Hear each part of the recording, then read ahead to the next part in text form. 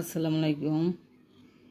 এই এই সেই বাঙ্গি আমরা যদি কোনো জায়গায় আনন্দ হয় তখন যদি হই চই শুরু হয়ে যায় তখন আমরা বলি, কথায় কথায় বলি বাঙ্গি ফেটে গেছে।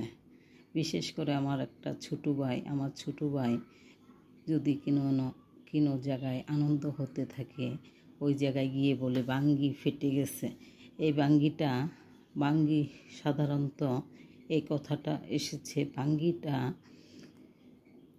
এই ফলটা গাছেই বা ক্ষেতেই ফেটে যায়, তার জন্যে অনেকেই বলে বাঙ্গি ফেটে গেছে। এই যে বাঙ্গিটা আমি ধুয়ে এনেছি, আমি লাল চিনি দিয়ে বাঙ্গিটা খাবো। এখন আমি ছালটা ছুটিয়ে নিচ্ছি।